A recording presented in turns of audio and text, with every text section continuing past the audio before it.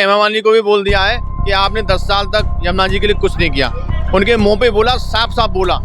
अब आपको यदि जीतना है तो यमुना जी के लिए कसम खाइए। आपको यमुना जी शुद्ध करनी पड़ेगी, यमुना जी का जल निर्मल करना पड़ेगा। देखिए, जनता तो चाहती है कि यमुना जी शुद्ध हो जाए, भगवान कृष्ण का मंदिर बन जाए। वो नेताओं को गाली भी देते हैं कि इन्होंने यमुना जी को साफ नहीं किया, इन्होंने अच्छे अच्छे कार्य नहीं किए, नहीं तो इनको वोट मांगने की जरूरत नहीं पड़ती।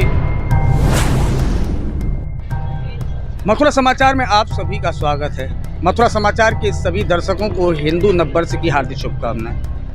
इस समय हम मौजूद हैं मथुरा के श्री कृष्ण जन्म स्थान के गेट नंबर 1 पर और आज हमारे साथ मौजूद हैं दिनेश कौशिक जी, जो कि श्री कृष्ण जन्मभूमि का केस भी लड़ रहे हैं और कई प्रण भी उन्होंने ले रखे हैं। मैं आपको बता दूं कि वह नंगे पांव चलते हैं, खाने में फलाहार का ही प्रयोग करते हैं। कई कठिन प्रण लेकर वह अपनी मांगों को लेकर अड़े हुए हैं और अपनी धार्मिक जो मैं कह सकता हूँ इच्छा शक्ति है उसे मजबूत बनाए हुए हैं। आज दिनेश कौशिक जी से बात करेंगे क्या क्या मुद्दे हैं उनके, और मथुरा में जिस तरह से चल रहा है क्या उन्हें उम्मीद है कि उनके जो भी प्रण हैं वे पूरे हो पाएंगे। दिनेश कौशिक जी, बहुत बहुत आपका स्वागत है मथुरा समाचार में। सबसे पहले आपने जो प्रण ली हैं वे हमारे दर्शकों को बताएं, क्या क्या प्रण आपके चल रहे हैं। देखिए, सबसे पहले तो आपको बहुत बहुत बधाई हो। जो सनातनी हिंदुओं का नया साल है, आज हम भी यहाँ ठाकुर जी के दर्शन करने आए थे। आप लोगों से मुलाकात हो गई। आपके चैनल के जितने भी दर्शक हैं उन सभी को बहुत बहुत शुभकामनाएं। मेरा तो यही उद्देश्य है कि यहाँ भगवान श्री कृष्ण का पहले मंदिर था और मंदिर ही रहे। यहाँ पर जो विवादित ढांचा जो औरंगजेब ने बनवाया है वो यहाँ से हट जाए। हमने एक संकल्प लिया था कि जब तक हमारे श्री कृष्ण भगवान का मंदिर औरंगजेब के पाप की निशानी ईदगाह मस्जिद से मुक्त नहीं हो जाएगा, तब तक हम ना तो अन्न ग्रहण करेंगे और ना ही अपने पैरों में पादुका ग्रहण करेंगे। तो हम अपने संकल्प पे कायम हैं और हमें बहुत ही उम्मीद है कि हमारी तपस्या को भगवान ज़रूर सुनेंगे, हमारी प्रार्थना को भगवान ज़रूर सुनेंगे। और यहाँ से जो मस्जिद बनी हुई है हमारे भगवान के जो मूल गर्भगृह पे, वह यहाँ से जल्द हटेगी। न्यायालय पर हमें पूरा विश्वास है। जिस तरह से केस न्यायालय में विचाराधीन है, आप भी पैरवी जाते हैं, क्या आपको लग रहा है कब तक इसका निस्तारण हो सकता है। देखिए, अब निस्तारण जल्द होगा। अयोध्या में भगवान श्री राम का भव्य मंदिर बन चुका है। मथुरा में भी हमने जो न्यायालय के जितने भी साक्ष्य थे वो सब न्यायालय में जमा कर दिए। खसरा खतौनी की नकल, पुरानी खेबड़ की नकल और जो नगर निगम का असेसमेंट था, पानी का बिल, बिजली का बिल, सभी हमने न्यायालय में जमा कर दिए। लेकिन मुस्लिम पक्ष के पास कोई ऐसा साक्ष्य नहीं है जिससे वो कह सके अल्लाह का घर है। लेकिन हिंदू पक्ष के पास इतने सारे साक्ष्य, इतने प्राचीन सबूत हैं कि हम गर्व से कह सकते हैं हमारे भगवान श्री कृष्ण का स्थान है।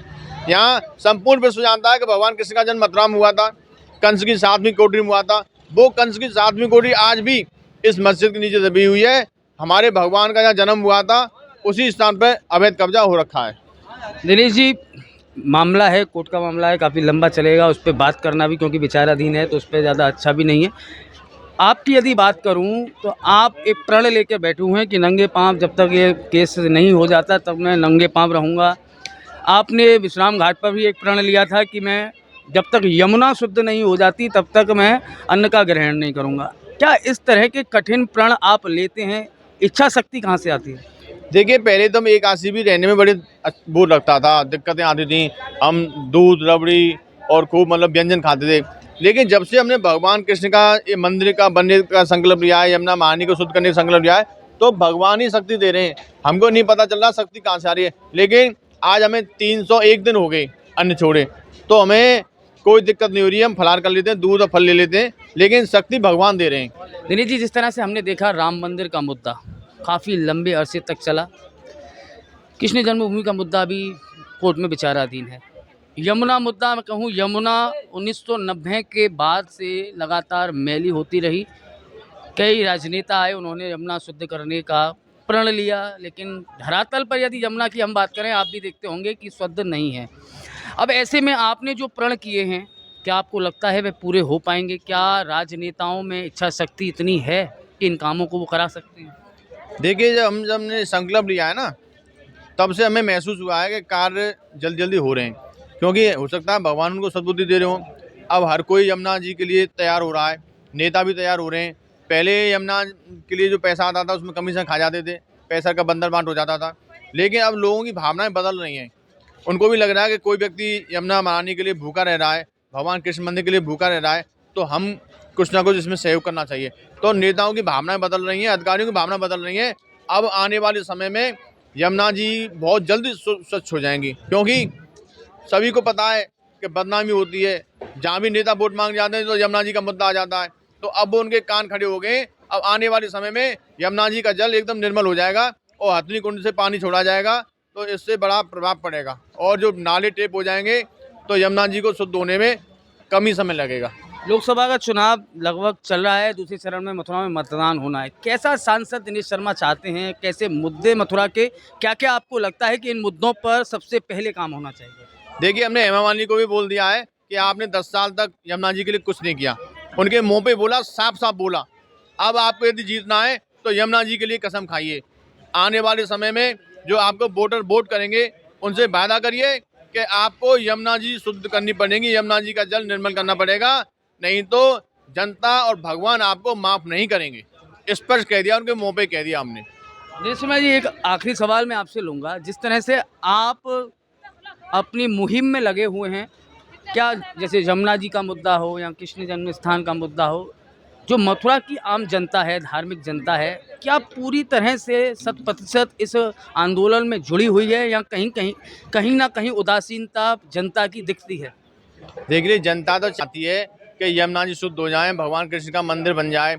जनता तो चाहती है, लेकिन जनता पे गृहस्थ जीवन में समय कम है, बेचारे वो समय नहीं दे पाते। लेकिन उनकी भावना सबकी बहुत अच्छी है। सभी चाहते हैं कि भगवान कृष्ण मंदिर पर जो अवैध कब्जा वो जल्द से जल्द हट जाए न्यायालय के द्वारा, और यमुना जी भी शुद्ध हो जाएं। पूरे ब्रजवासी चाहते हैं, लेकिन समय कम होने के कारण वो समय नहीं दे पाते। लेकिन उनकी भावनाएं बहुत अच्छी हैं, सभी दिल से चाहते हैं। और वो नेताओं को गाली भी देते हैं कि इन्होंने यमुना जी को साफ नहीं किया, इन्होंने अच्छे अच्छे कार्य नहीं किए, नहीं तो इनको वोट मांगने की जरूरत नहीं पड़ती। लेकिन नेता भी अब समझदार हो गए, नेताओं को भी पता है कि जनता नाराज है, इसलिए नेता अपने वादे कर रहे हैं। और हमें पूर्ण विश्वास है यमुना जी चुनाव होने के बाद यमुना जी पर भी कार्य होगा। जनता के मामले हैं, जनता चाहती है यमुना शुद्ध हो, जन्मभूमि का मामला शुद्ध हो, सड़क अच्छी हो, पानी अच्छी हो। क्या उनकी लड़ाई जो दिनेश शर्मा लड़ रहे हैं कहीं डगमगाएंगे तो नहीं? देखिए, हम तो नहीं डगमगाएंगे। हमें धमकियां भी मिल रही हैं, शासन प्रशासन हमें सुरक्षा भी नहीं दे रहा है, तब भी हमने संकल्प कायम है, चाहे हम रहें या ना रहें, लेकिन भगवान श्री कृष्ण का मंदिर आज़ाद होना चाहिए, यमुना जी शुद्ध होनी चाहिए। हमारी तो भगवान से यही इच्छा है। सुरक्षा की मांग भी आप काफ़ी लंबे समय से कर रहे हैं, क्या कठिनाइयाँ आ रही हैं, क्या कह रहा है प्रशासन?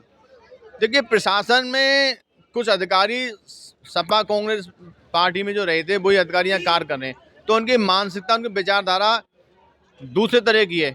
उनकी विचारधारा सनातन धर्म की रक्षा करने की नहीं है। उनको ये नहीं लगता कि हमारी हत्या हो जाएगी। वो निर्द्वंद्व सब मलाई खाने में लगे हुए हैं, उनको कोई परवाह नहीं है। हमारी हत्या हो जाए तो हो जाए, उनको कोई फर्क नहीं पड़ता। बहुत बहुत धन्यवाद दिनेश शर्मा जी, आप हमसे जुड़े। ये थे दिनेश शर्मा जी, जो कि श्री कृष्ण जन्मभूमि का केस भी लड़ रहे हैं और यमुना शुद्धिकरण के लिए उन्होंने प्रण किया है कि जब तक यमुना शुद्ध नहीं होगी तब तक वह अन्न ग्रहण नहीं करेंगे। लेकिन यमुना की यदि बात करें तो आगामी लोकसभा चुनाव में जिस भी पार्टी ने पर्चा दाखिल किया, सभी ने यमुना के मुद्दे को प्रबलता से उठाया और कहा कि वह यमुना को शुद्ध अवश्य करेंगे। हालांकि 2014 हो या 2019 हो या विधानसभा चुनाव हो, हर चुनाव में यदि यमुना की बात करें तो वादे करते हैं, लेकिन धरातल पर यमुना अभी तक शुद्ध नहीं है। आने वाले समय में देखेंगे कि यमुना शुद्ध हो पाती है या नहीं। मथुरा समाचार के लिए फिलहाल इतना ही। अपने सहयोगी के साथ में श्याम मोनू चतुर्वेदी। मथुरा समाचार, आपका अपना समाचार। Advertisement, news coverage, interviews, visit for Mathura Samachar, Facebook, YouTube, Instagram, Twitter. Thank you.